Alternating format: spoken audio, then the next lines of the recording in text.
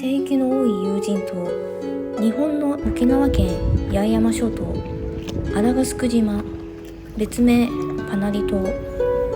この島は2島の総称です。2026年時点で人が住んでいるのはこの上地のみ。下地は住民登録が1人あるが、ここ数年誰も住んでいません。日本の法律では有人島の定義がありません。そのため人が住んでいなくても有人島に計上されています。日本政府は有人島一覧情報を非開示です。実在の島との数合わせができません。皆さんはこのことをご存知でしたでしょうか？僕は自分で見たもの、体験したものしか信じません。そのため2023年からわざわざシンガポールから日本の島へ何度も行きました。ちょっと遠いです。むしろ遠すぎです。結局他国も含め僕は約500の有人島に行きました。台湾の有人島は全て行っています。台湾有事が起きると行きづらくなるので、その前にと思って2025年に一気に全て行きました。ご興味がある方はショート動画の方に全ての島を上げているのでご覧ください。インターネットの検索によると、今のところ世界でこの記録は僕一人だけのようです。話を戻します。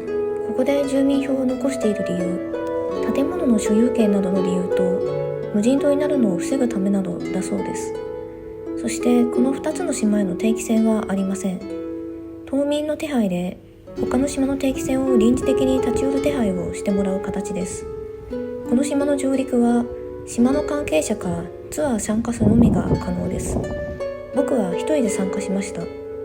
約1万2000円の現金払いでした。ツアーの最後に支払いました。ところで僕の片親の親族たちは代々沖縄に住んでいます。その親族の一人が10年以上前にこの島に来たことがあるそうです。その時はまだ今のような上陸ルールはなく、彼が石垣島の港にいた男性に声をかけたら、その人の漁船で無料でここまで連れて行ってくれたそうです。では近年なぜここへの上陸を制限するようになったか。この島の人曰く、聖域に立ち入る人が過去何人もいたためとのことです。インターネットの情報では都市伝説ならぬ島伝説があります。昔この島で聖域に入り祭りを見た男性がここで命を奪われた話。一応この島の人に僕はそれを尋ねました。いやいや、さすがにそれはフィクションですよとのことです。誰かによるネガキャン活動みたいです。ここには聖域が複数あります。法的対応を取るために聖域の私有地化も進めたそうです。これで無断立ち入り禁止と強く言えるようになりました。この島の人たちは石垣島とこの島の2拠点生活だそうです。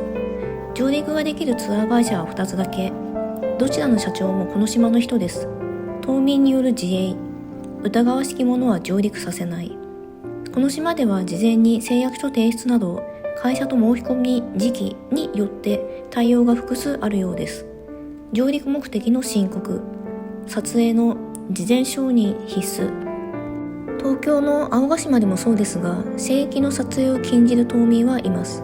上空撮影も不謹慎です。しかし青ヶ島では撮影している観光客が多く SNS に上げている様も見ました。この島ではそれは絶対の禁忌行為です。スピリチュアル体験をしたいという軽い気持ちで来る島ではありません。島の存続のために一部門戸を開いて観光客を受け入れているのが実態だそうです。そして彼らは伝統との共存を模索していました。島の歴史についてはこちらの島の代表人物の確認と承諾が都度必要になるため、本動画では以上です。この島の人は自衛のための警戒心が適度にありますが、話すと気さくでとてもフレンドリーです。行くと一生の思い出になる島の一つです。ランチで食べた沖縄そばが美味しかったです。忖度なしで本当美味しかったです。手作りのサーターアンダギーも美味しかったし、優しい味でした。オリオンビールも無料でくださってありがとうございました。動画では固く話しましたが、実際の僕はもうちょっとフランクです。ご視聴いただきありがとうございました。